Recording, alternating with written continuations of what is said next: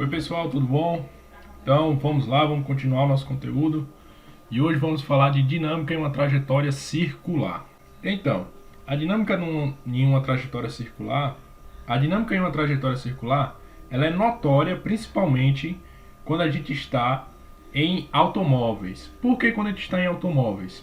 Porque quando você está em um automóvel, acaba que você é um corpo, digamos que não faz parte do automóvel. Então, quando o automóvel está se movimentando, isso faz com que você fique solto, né? E aí a gente tem a aplicação da segunda lei de Newton, que torna possível você perceber com a maior facilidade esse movimento em trajetória circular. Mas que movimento é esse? Vamos tentar entender. Então, eu quero que você agora note essa trajetória aqui. Essa trajetória é uma trajetória da qual a gente considera uma trajetória circular. Nessa trajetória circular, eu vou colocar uma partícula. Sobre essa partícula, a gente vai mostrar algumas forças. Só que, antes disso, vamos definir o raio da nossa trajetória, né? O raio é uma distância que sai do centro até uma das extremidades, né? Qualquer distância que tenha essa mesma medida, que chegue a um ponto que pertence a essa circunferência, a gente chama de raio. Mas tudo bem. Agora, nota que essa partícula, se fosse por ela seguiria uma trajetória em linha reta, beleza? Uma trajetória tangencial a essa curva. Só que existe uma força que faz com que essa partícula ela permaneça sempre nessa trajetória. E a essa força F, RC, a gente dá o nome de força resultante centrípeta. E como a gente calcula essa força centrípeta? Essa força resultante centrípeta, ela vai ser o produto da massa da sua partícula por uma aceleração específica, que é justamente a nossa aceleração centrípeta. Então note,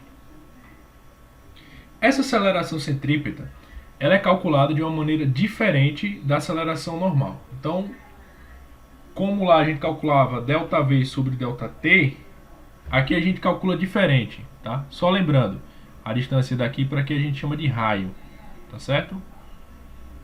Não esquece disso. Então, nossa aceleração centrípeta, ela nada mais é do que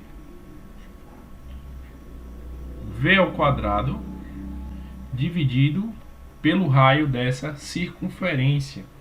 Então, a partir daí, você descreve, né, você encontra a equação da força resultante centrípeta. Então, a força resultante centrípeta será mv ao quadrado dividido por r, certo? Decora isso porque agora a gente vai fazer análise de algumas situações em que a gente tem aplicação ou não aplicação da força resultante centrípeta, beleza? Então vamos lá. O nosso primeiro caso é se você tiver, né, caso você tenha um automóvel em um sistema plano. Então, se você está em uma rodovia plana, em uma pista plana, nota que você não vai ter uma aceleração centrípeta. Você não vai ter essa aceleração que te puxa para o centro da curva, né? Que essa aceleração não, no caso que induz a força que te puxa para o centro da curva, né? Então, nesse caso, a força resultante centrípeta é igual a zero. Agora, lembrando que essa força também é um vetor, tá certo? Então, toma cuidado com isso, para não cometer erro, não errar por besteira, tá certo? Vamos ao segundo caso. Já nesse segundo caso, a gente tem duas situações. Note que na primeira situação, nosso objeto ele está passando por cima de um morro, ok? E na segunda situação ele está passando por uma depressão. Então, como seria o caso da força centrípeta nessas duas situações? Nota que a força centrípeta é uma força resultante. Então, nesse caso, tu tem uma força-peso, que aponta aqui para baixo, e uma força normal, devido ao contato, que aponta para cima. Normal e uma força-peso. Nota que se esse carro está acima, quer dizer que a força normal é maior. Então daqui a gente tem que a força resultante centrípeta, nessa situação, ela é igual a força normal, vetorialmente, né, gente? Menos a força peso. O que não se configura aqui nesse caso? Esse caso é o oposto, né? Então, tu tem a força peso aqui para baixo, da mesma maneira, e tu tem a tua força normal aqui para cima. Só que, como a gente tem uma força peso maior do que uma força normal, a gente tem que a força resultante centrípeta, nesse caso, vai ser igual a peso menos a normal. Tá certo? Então, essas aí são duas situações, né? Duas situações que caem bastante, né? E que é muito interessante a gente ter essa noção, principalmente para o nosso próximo estudo. E que estudo seria esse? O nosso caso agora é um caso que é extremamente fascinante, que é justamente o caso do globo da morte. No globo da morte, pode até parecer bobagem, mas existe uma velocidade mínima para que você consiga girar, fazer um loop inteiro e não cair. E como é que a gente calcula essa velocidade? Vamos entender aqui. Imagine que tu tem uma moto nesse ponto do globo da morte. E eu vou querer calcular com qual velocidade o nosso objeto precisa passar por esse ponto para que não haja uma tragédia, para que ele não venha a cair. E de que forma a gente faz isso? Nota só. Tu tem o teu objeto aí. Nesse caso, a força normal está nesse sentido aqui. Só que aqui tem uma coisa engraçada. A força peso também está nesse sentido. Isso parece uma situação muito ruim. E de fato é. Por quê? Se você tem isso daí e você erra um pouquinho de nada nos cálculos da tua velocidade mínima, acaba acontecendo uma fatalidade. Beleza? Então vamos entender como é que é feito o cálculo para que não haja nenhuma fatalidade. Então vamos lá. Só representando aqui. Quando esse cara passa no ponto mais alto, a gente considera que quase não está acontecendo contato.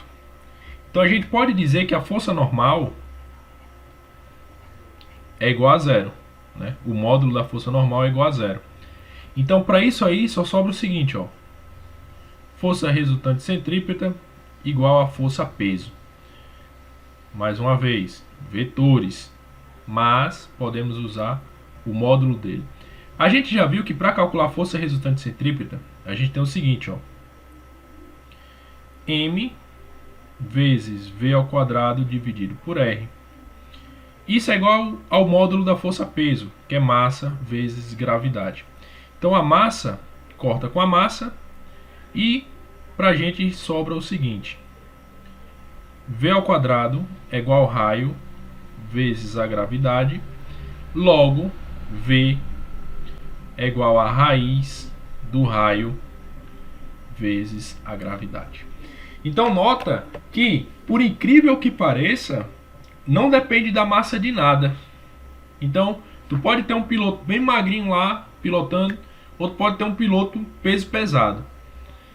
Não vai mudar a velocidade mínima com que ele passa no ponto mais alto, porque essa só depende do raio do teu globo e da gravidade, né?